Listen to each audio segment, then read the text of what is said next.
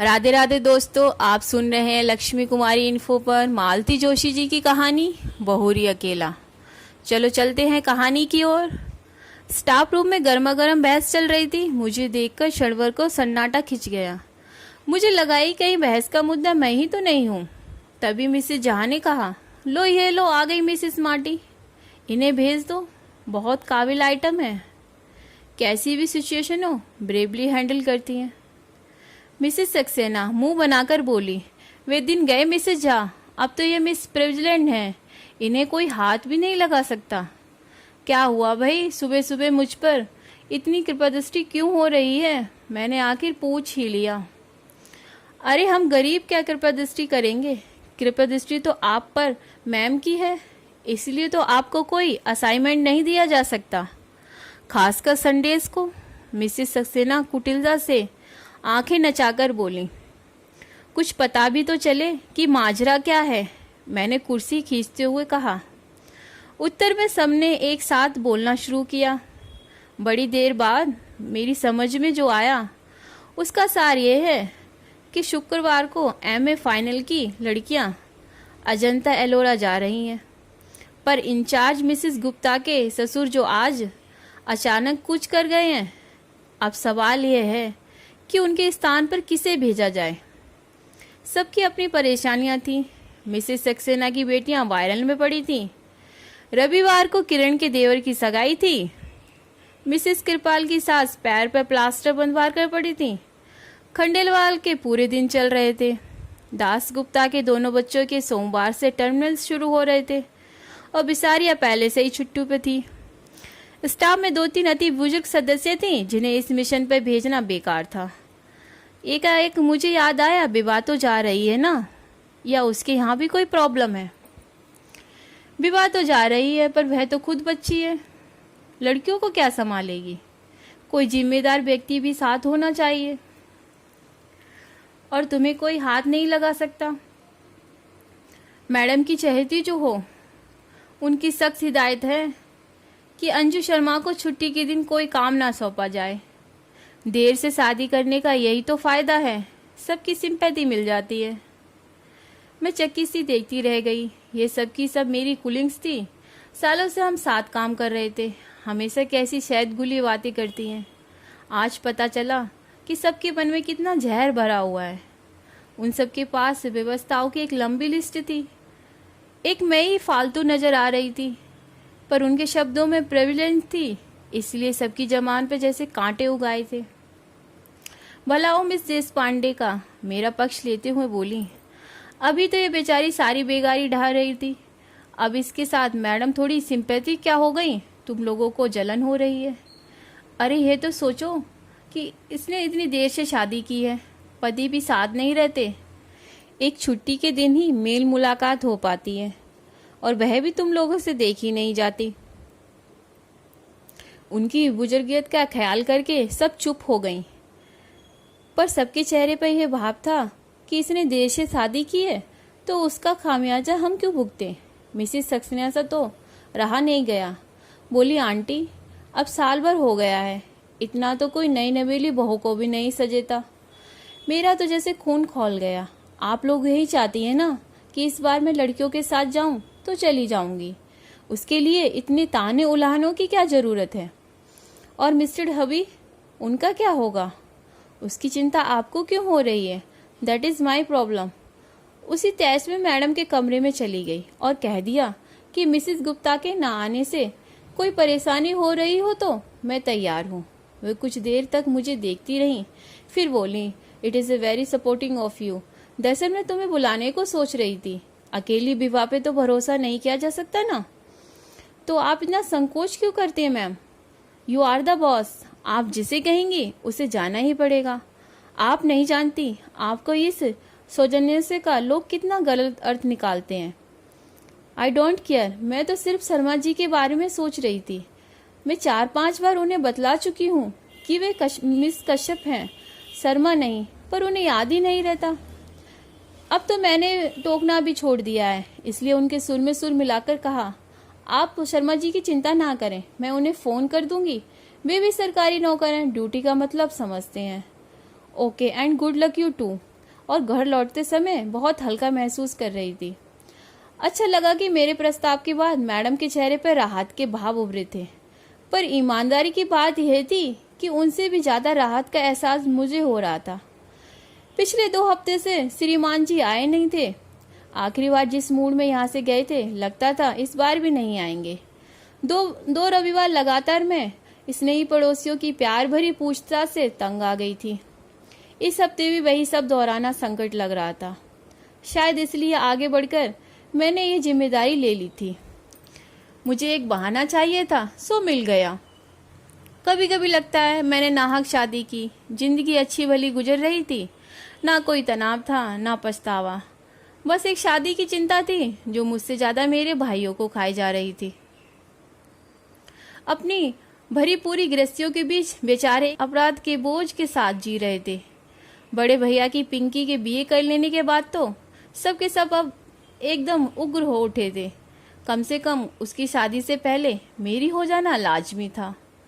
सो श्रीमान कश्यप को घेरा गया। 10 और 12 साल के 2 बच्चों के बाप से शादी करना मेरे लिए कतई रोमांचक न था, पर भाई आश्वस्त थे कि मुझे अपना एक घर मिल जाएगा।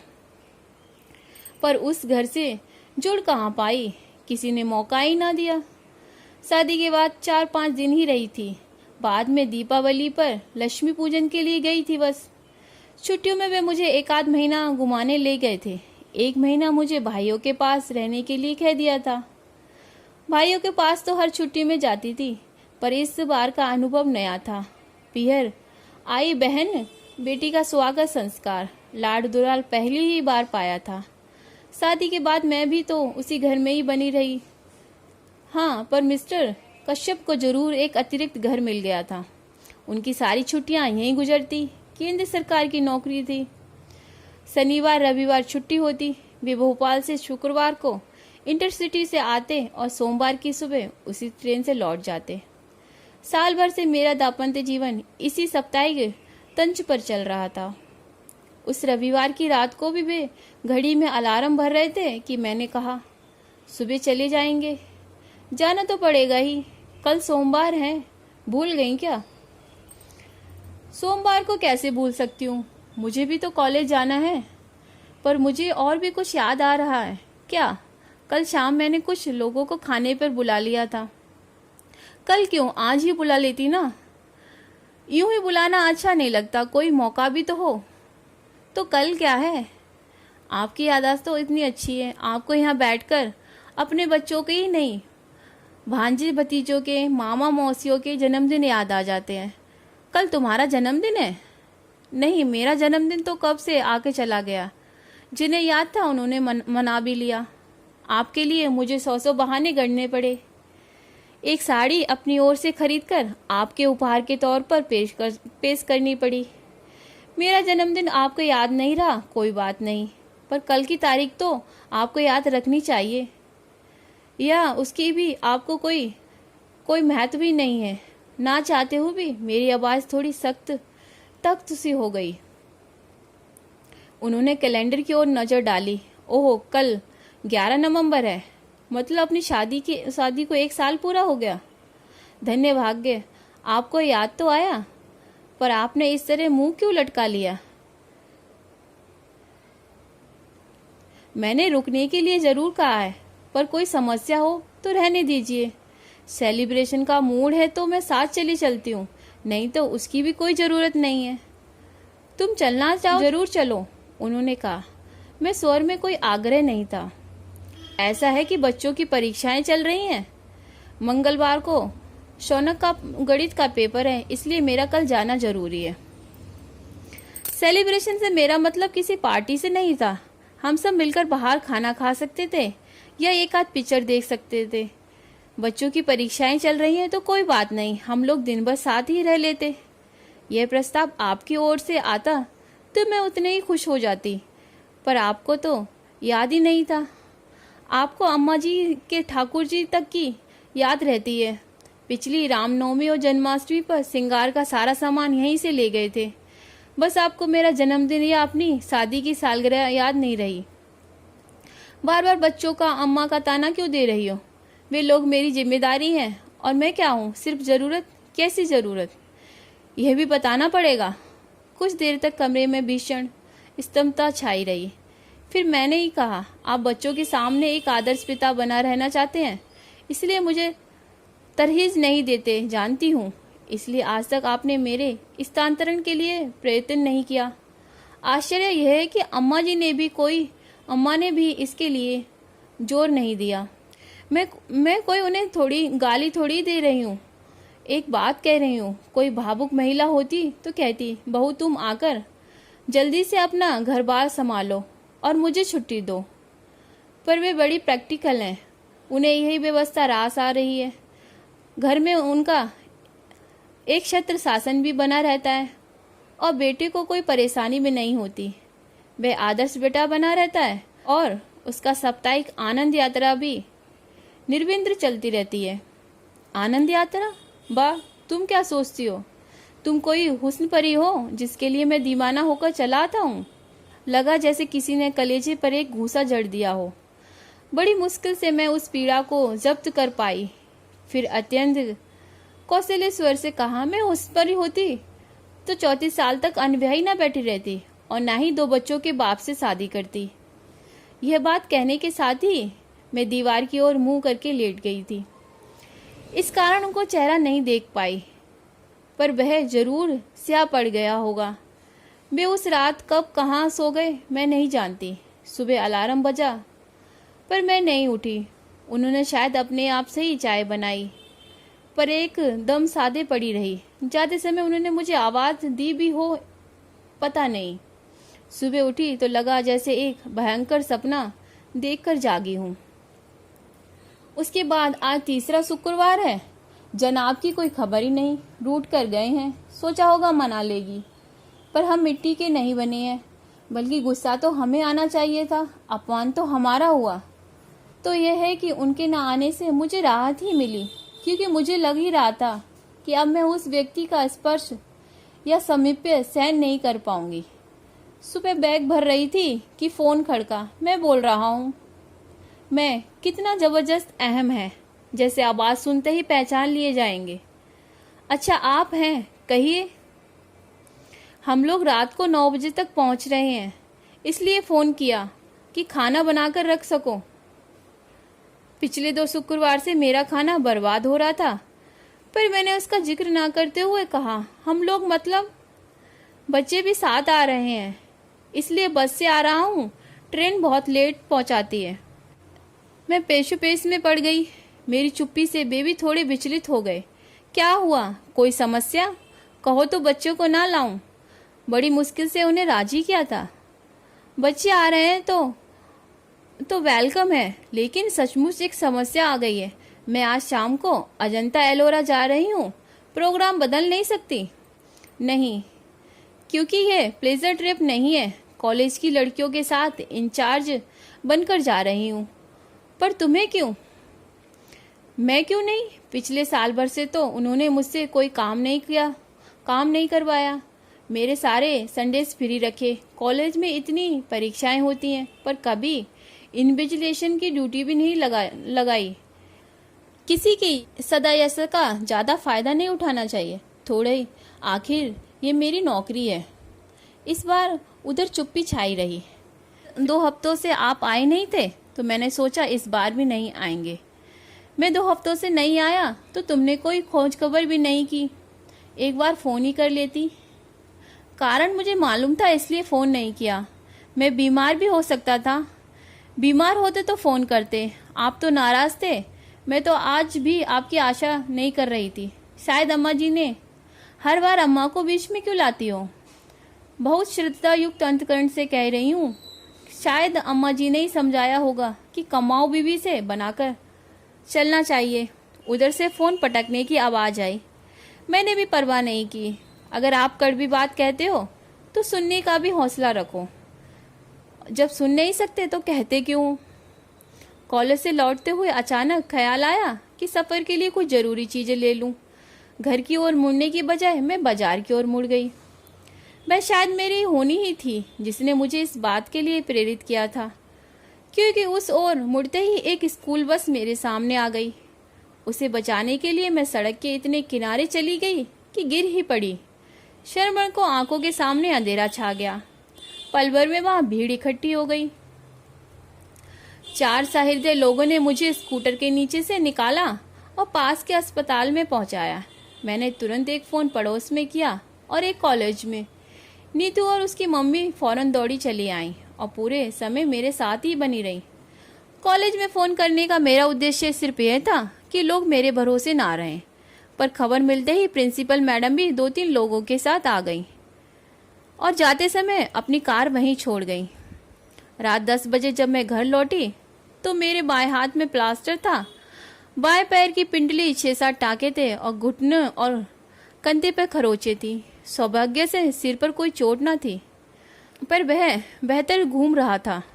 घर आते ही परस्त होने से पहले मैंने बड़े भैया को फोन लगाया। मेरे कुछ कहने से पहले ही वे बोल उठे, अरे इतनी देर कहाँ थी तुम? मैं कब से फोन लगा रहा हूँ। उनके स्वर में उल्लास फूट रहा था। मैंने अपनी बात कुछ देर के लिए मुलतविब करते हुए कहा, थोड़ा बाजार चली गई थी, पर आप क्यों मुझे ढूंढ रहे थे? अरे वो बीकानेर वाले पिंकी को देखकर गए थे ना, उनके यहाँ से हाँ आ गई है। अरे वाह, बधाई हो। लड़का 3 महीने के लिए जापान जा रहा है, इसलिए माँ के साथ एक बार मिलने आ रहा है। मेरी इच्छा थी कि कल तुम दोनों भी आ जाते तो लड़के को देख लेते।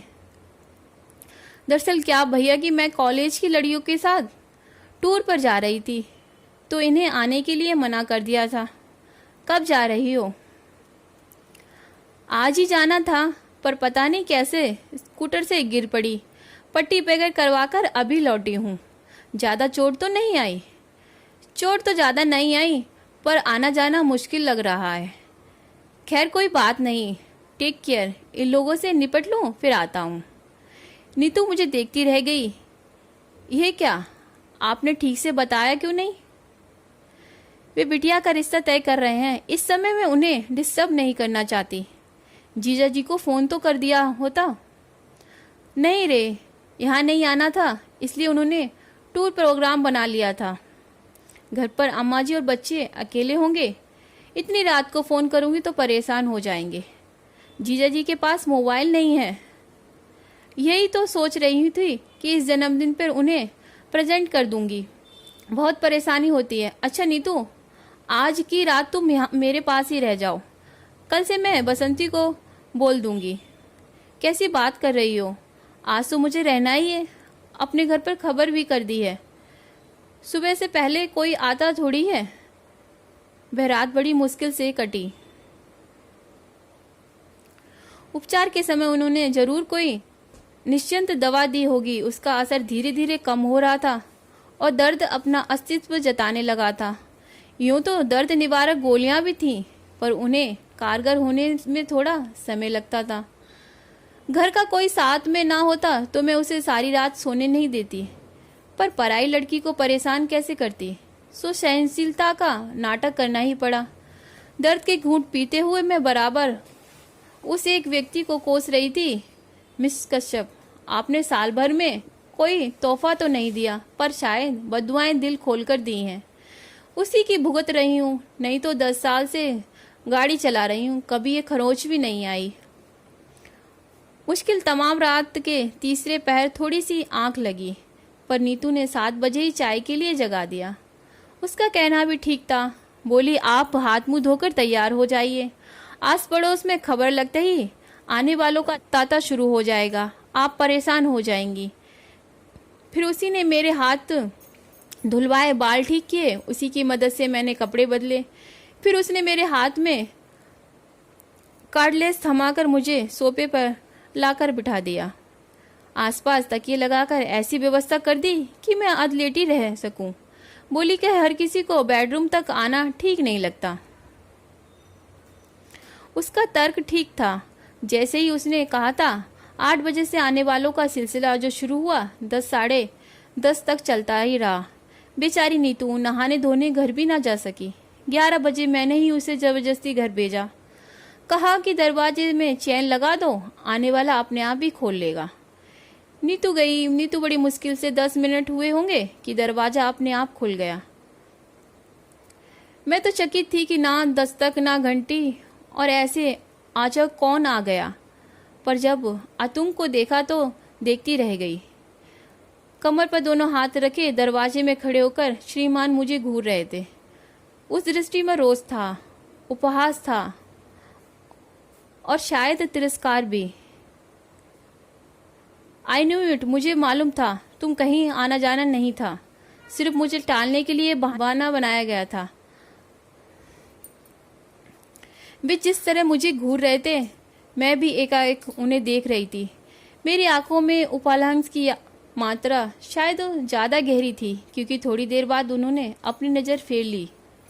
उनकी नज़रें हटते ही मैंने कार्डलेस पर पड़ोस का नंबर मिलाया। सॉरी नीतू डार्लिंग, तुम्हें फिर से कष्ट दे रही हूँ, पर क्या है, तुम्हारे जीजा जी आ गए हैं, एक कप चाय बनाकर दे जाओगी तो अच्छा रहेगा। मेरे लिए पड़ोसियों को कष्ट देने की कोई ज़रूरत नहीं है, उन्होंने कौशल्य स्वर में कहा। अब वे दरवाज़ा छोड़कर सामने कुर्सी पर बैठ गए। अगर घर में चाय बनाने में कोई प्रॉब्लम हो तो मैं बाहर पी सकता हूँ, वैसे भी मैं यहाँ रुकने वाला नहीं हूँ, सिर्फ देखने आया था।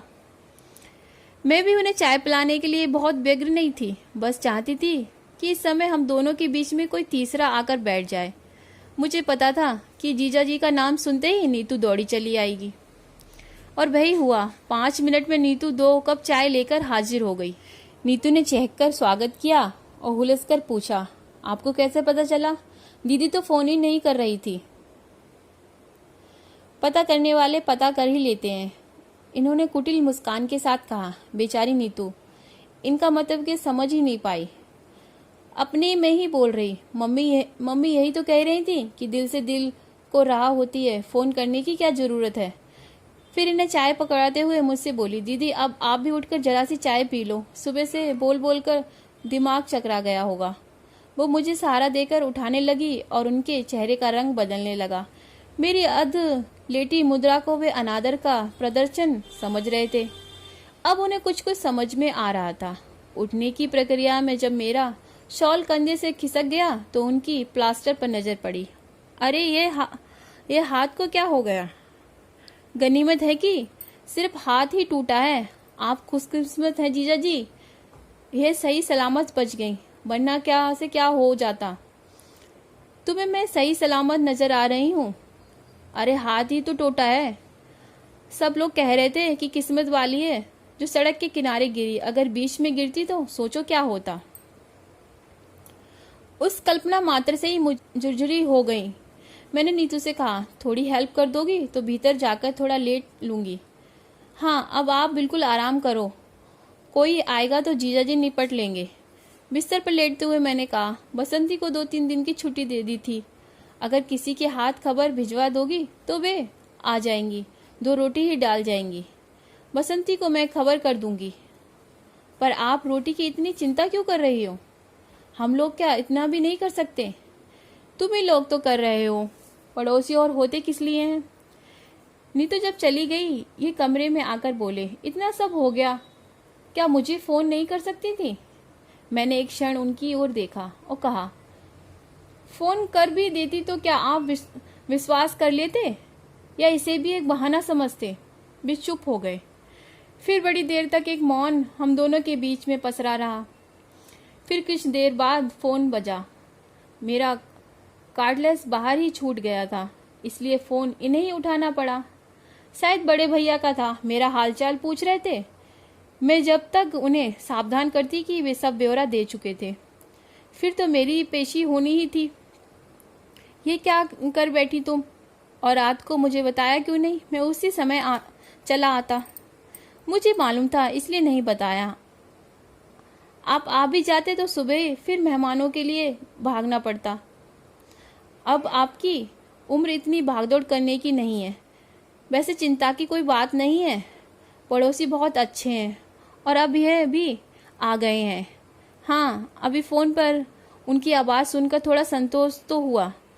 अच्छा तो है, हम लोग सुबह आते हैं, टेक केयर। भैया के फ़ोन के बाद फिर से सन्नाटा छा गया। ये पेपर पढ़ते रहे। मैं सोने की कोशिश करती रही। नीतू दोनों की थालियां लेकर आई, तभी ये निरवकता भंग हुई। नीतू बोली, मम्मी तो कह रही थी जमाई जी को यहीं बुला लो, ठीक से खा लेंगे, पर मैंने कह दिया कि दीदी अकेली बोर हो जाएगी, वो अच्छी हो जाए फिर दोनों को एक साथ बुलाकर खूब खातिरदारी कर लेना। एक बार और जाते हुए मैं बाहर से ताला डालकर जा रही हूँ, नहीं तो मोहल्ले भर की आंटी लोग तक करने आ जाएंगी। रात भर की जगी हो, थोड़ा आराम कर लो। खोलूंगी कब? 4 बजे चाय लेकर आऊंगी ना तब। और सचमुच वह हमें ताले में बंद करके चली गई। वह जब तक रहती है पटर पटर करती रहती है, घर भरा भरा लगता है। उसके जाते ही एक निचांट सुनेपन ने घेर लिया। उसे असहज एकांत से निजात पाने के लिए मैंने कहा, आप तो आज ही जाने वाले थे ना, तो दिन में निकल जाते, रात में ठंड से परेशान हो जाएंगे। वे एक क्षण भर मुझे घूरते रहे, फिर बोले, मुझे क्या इतना गया गुजरा समझा है कि तुम्हें इस हाल में छोड़कर चला जाऊंगा। एक तरफ से बात यहीं पर एक अच्छी बिंदु पर समाप्त हो जाती, पर मेरे मन में तो प्रतिशोध की आग धधक रही थी। वह हुस्नपरी वाला डायलॉग मेरे कलेजे में कील की तरह गड़ा हुआ था। उसी ने मुझे चुप नहीं बैठने दिया। मैंने बड़े नाटकीय अंदाज में कहा, मेरी ऐसी हालत है तभी तो कह रही हूँ, रुक कर क्या करेंगे। वे आवाक होकर मुझे देखते रह गए। What you mean? कुछ नहीं, एक पुरानी बात याद आ गई। एक बार आप आए थे और मैं, उस दिन आप कितना नाराज हुए थे। कहा था कि फोन कर देती, बेकार में 200-250 रुपए को चूना लग गया। उनका चेहरा फक पड़ गया। डूबती सी आवाज में बोले, उस बात को आज तक गांठ बांध कर बैठी हो? यही क्यों, और भी बहुत सी सारी गांठें खोलने बैठी तो सुबह से शाम हो जाएगी। तुम तो ऐसे कह रही हो जैसे मैं तुम पर बहुत अत्याचार करता हूँ। प्रचलित मायनों में जिसे अत्याचार कहते हैं वह तो आप नहीं कर सकते, क्योंकि मैं उतनी बेचारी नहीं हूँ। आपका तरीका बड़ा सोफिकेटेड है और एक्सप्रोज बहुत ही प्रैक्टिकल। बहुत आसानी से आप सामने वालों की भावनाओं को अनदेखा कर देते हैं। मसलन अब कहाँ से शुरू करूं? चलिए शुरू से करते हैं।